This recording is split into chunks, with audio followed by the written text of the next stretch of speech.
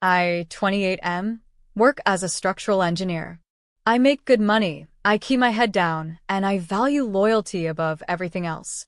I've been dating my girlfriend, let's call her Sarah, for about 8 months. To understand the sheer level of audacity involved in what I'm about to tell you, you need to know a bit about my background versus hers. My parents are wealthy. Not just comfortable, but own half the commercial real estate in the county. Wealthy. But you would never know it. My dad drives a 2015 Ford truck that sounds like a lawnmower. My mom clips coupons like it's an Olympic sport, and their house is the comfortable, modest ranch they bought in the 90s. They taught me that money is a tool, not a personality trait. Sarah, on the other hand, is the complete opposite. She works part-time in PR but spends 90% of her energy curating a luxury lifestyle on social media. She's always complaining about being broke, yet somehow always has a new designer bag or is ordering $20 cocktails for the aesthetic. I usually pay for dates, vacations, and groceries. I didn't mind because I loved her, and I thought the image obsession was just an insecurity thing she'd grow out of. Last weekend, I finally decided it was time for her to meet my parents. She was nervous, but not for the right reasons. On the drive over, she was fixing her makeup and asked if they lived in a gated community. When I told her they lived in the house I grew up in, which is in a rural area, she got quiet. When we pulled into the gravel driveway, her face dropped. It wasn't a mansion. It was a home. She walked in, plastered on a fake smile, and gave my mother a limp handshake. Throughout dinner, she made subtle, digging comments that made my skin crawl. She asked why they didn't have a maid.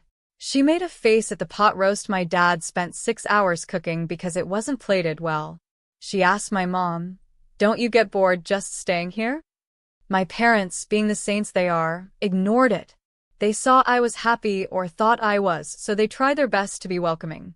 Then came coffee and dessert. My mom cleared her throat and pulled a white envelope from her apron pocket. She looked at Sarah with genuine kindness and said they knew we were getting serious and that the economy is tough right now. She mentioned they sold a small property recently and wanted to share a blessing with us to help with whatever we needed, rent, a trip, savings, whatever. She slid the envelope across the table. Sarah opened it, and I saw her eyes widen. It was a check for $15,000. Sarah's tone changed instantly. The condescension vanished, replaced by a greedy gleam I hadn't seen before. She said it was so generous and thanked them profusely, then tucked the check into her purse immediately. Not our purse, her purse. We stayed for another hour, and Sarah was suddenly charming, laughing at my dad's bad jokes and complimenting my mom's gardening. It felt performative, but I was just relieved the night ended on a high note. We got in the car, and as soon as we hit the highway, she pulled out her phone. She told me my parents were sweet if a little simple, and then spent the entire 40-minute drive glued to her screen. I assumed she was texting her friends about the money. I didn't ask. I just wanted to get home and relax. When we got back to my apartment, she went straight to the shower. I sat on the couch and pulled out my phone to scroll for a bit. That's when a notification popped up from a mutual friend asking me if she was serious. I clicked the link, and it took me to Sarah's profile. She had posted a status update 20 minutes ago, right when we were in the car. It read, "Pray for me, y'all. My boyfriend's family is so toxic. Just met them and I literally can't deal. His mom is one of those judgmental boy mom types who thinks no one is good enough for her son, and the dad is just creepy. The house smells like old soup and poverty. I had to bite my tongue the whole time just to keep the peace. Lord, give me strength to deal with these people if we get married. Hashtag toxic in-laws, hashtag relationship struggles, hashtag pray for me." Underneath, in the comments, she was doubling down. When a friend told her to leave me, she replied that she was trying to see if I was worth the headache. I sat there staring at the screen. The check, the $15,000 gift my judgmental mother had just handed her, was sitting in her purse in the bathroom. She had taken their money, smiled in their faces, and then immediately trashed them to her 2,000 followers for sympathy clout. I didn't yell. I didn't storm into the bathroom.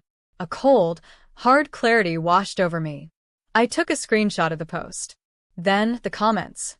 Then I texted the screenshot to my mom with a single caption. She just posted this. Check isn't cashed yet. Do what you need to do. 3 minutes later, my phone buzzed. It was my mom. She said payment stopped. Done. I sat on the couch, waiting. The shower water turned off. The bathroom door opened. Sarah walked out, wrapped in a towel, looking fresh and happy, completely unaware that she had just torched her golden goose. She cooed at me, walking toward the bedroom, saying we should look at booking a trip to Tulum since we had that extra cash now. I looked up at her and told her we needed to talk. She paused in the doorway, towel dripping onto the hardwood, and asked if it could wait because she wanted to do her skincare routine. I told her no, it couldn't wait. I turned my phone screen toward her, displaying the screenshot of her post.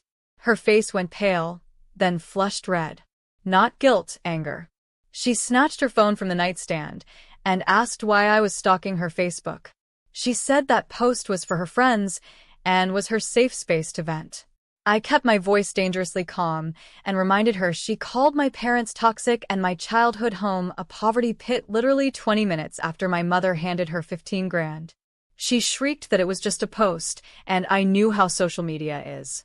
She claimed she had a brand to maintain, and people relate to the struggling with in-laws narrative because it gets engagement. She said she didn't mean it literally and called me sensitive. When I brought up the comment about my dad being creepy, she said he stared at her. I snapped back that he was listening to her talk about herself for 2 hours.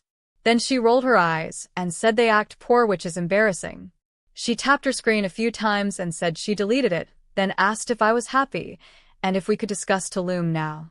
I interrupted her and told her there is no Tulum and there is no money. She froze and asked what I meant.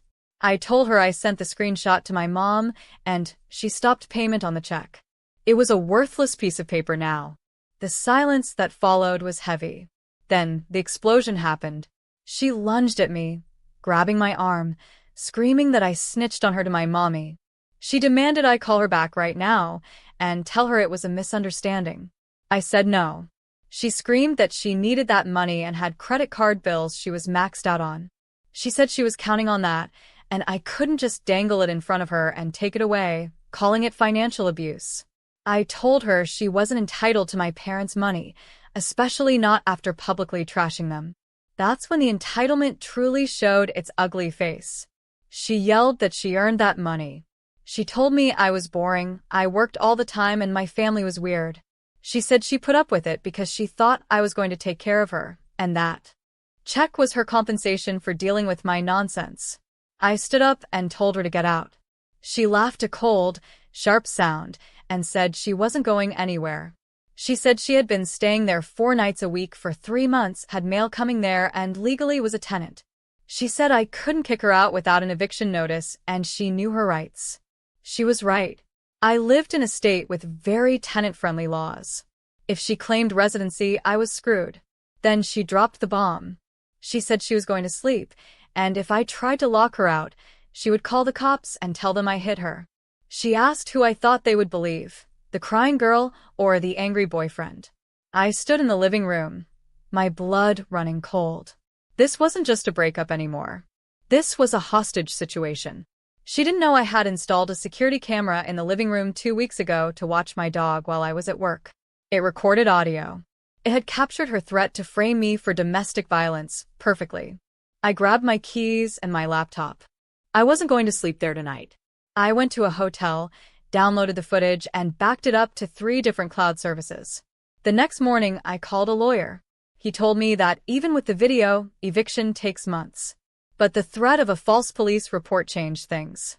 It moved this from civil to criminal territory if she actually did it, specifically extortion. I went to work trying to act normal. Around noon, my phone blew up. Sarah hadn't just stayed in the apartment. She had gone nuclear. She was posting on Instagram, TikTok, and Facebook videos of her crying, claiming I had physically thrown her out. A lie. She was still in my apartment, that I had stolen $15,000 from her earnings, and that my family was a cult that preyed on young women. She tagged my employer. She tagged my local gym. Then, I got an email from HR saying they needed to speak with me regarding some disturbing allegations brought to their attention. She was trying to burn my life to the ground because I took away her free payday. She thought I would panic. She thought I would write her a check just to make it stop. She was wrong.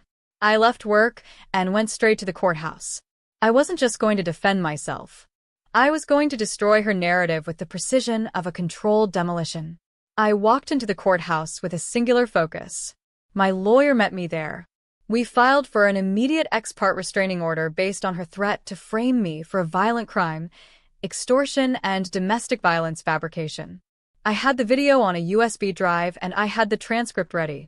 Because she was currently in my apartment, threatening my safety and freedom with false police reports, the judge granted a temporary move-out order, effectively bypassing the standard eviction process due to the immediate threat she posed. The sheriff was scheduled to serve her that evening. But Sarah wasn't done digging her grave. While I was handling the legal side, she was busy escalating. She started a GoFundMe titled, "Help Sarah Escape Abusive Ex and Rebuild." She posted photos of bruises that were clearly makeup. I'm talking bad contouring shades, not even convincing purples.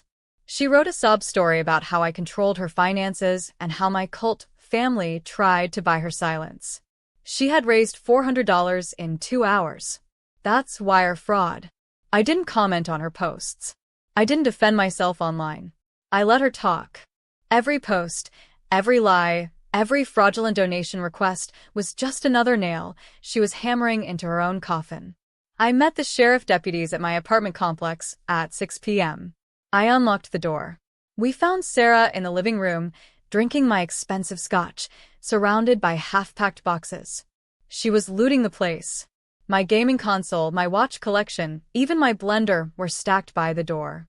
When she saw the uniforms, she immediately dropped to the floor and started sobbing, screaming that I was crazy and I broke in. The deputy asked if she was Sarah. She screamed yes, and that I was abusing her. The deputy told her they had a court order requiring her to vacate the premises immediately due to credible threats of extortion and false reporting. He gave her 10 minutes to gather her personal essentials. She scrambled up, her mascara running, and screamed that she lived there, and they couldn't do this because I hit her. The deputy's voice hardened, and he told her they had seen the video. Her face went blank.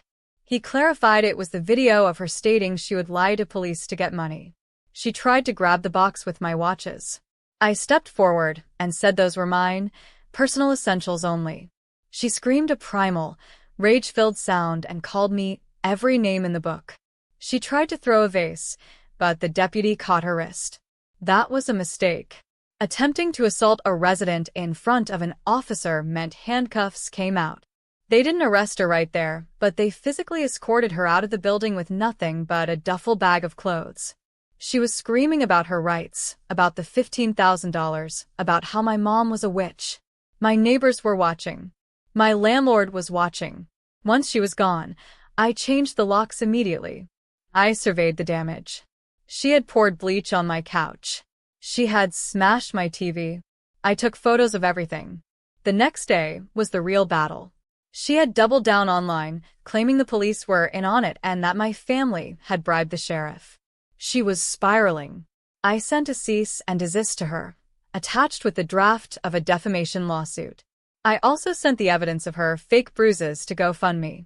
I had time-stamped photos of her unblemished skin from her own Instagram stories posted just hours before the abuse allegations.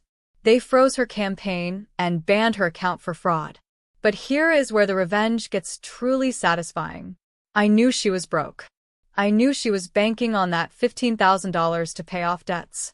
I found out from a mutual friend that she had signed a lease on a new, expensive apartment before she even got the check, assuming she could charm my parents into paying for it eventually.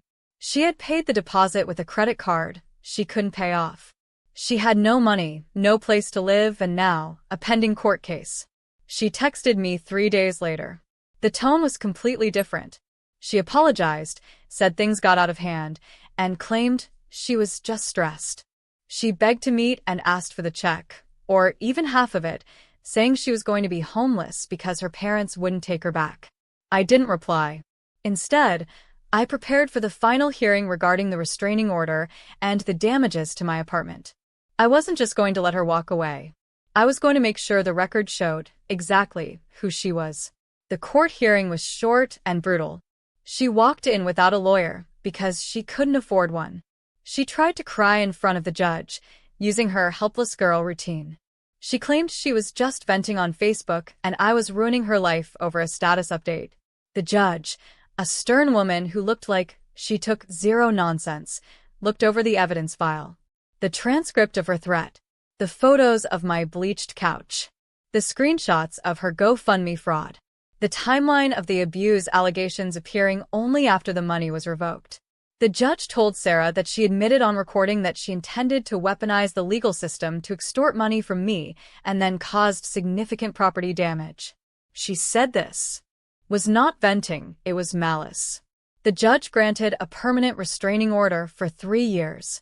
She also ordered Sarah to pay $4,200 in damages for the property she destroyed and my legal fees. Sarah wailed that she couldn't pay that and had no money. The judge banged the gavel and suggested she find a job. Sarah stormed out of the courtroom, but the reality was crashing down on her. Without the $15,000, she defaulted on the new apartment lease she had signed. Since she had bragged about the new place on social media, her landlord saw the public drama and the fraud allegations. He evicted her before she even moved in fully, keeping her deposit. She tried to pivot back to social media to spin the story, but I had one final card to play. I didn't post publicly. I didn't need to.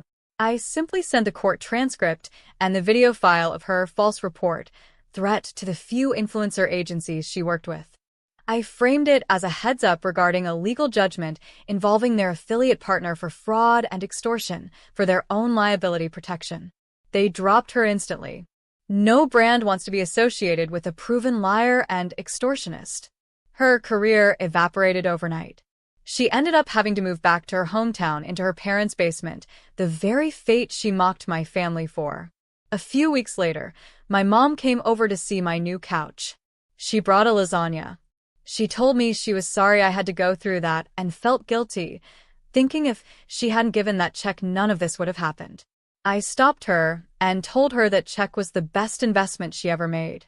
It cost us nothing, but it bought me my freedom. It showed me who she really was before I married her.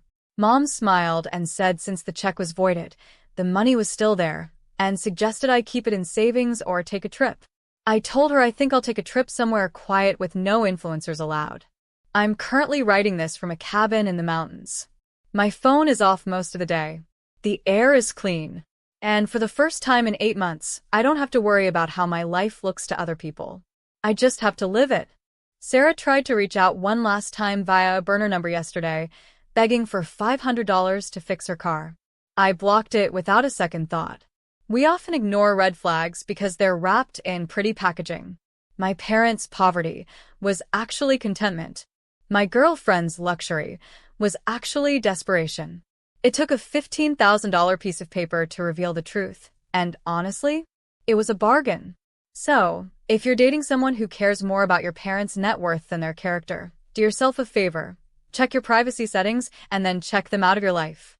Subscribe for more stories about dodging bullets and the unexpected perks of having toxic parents.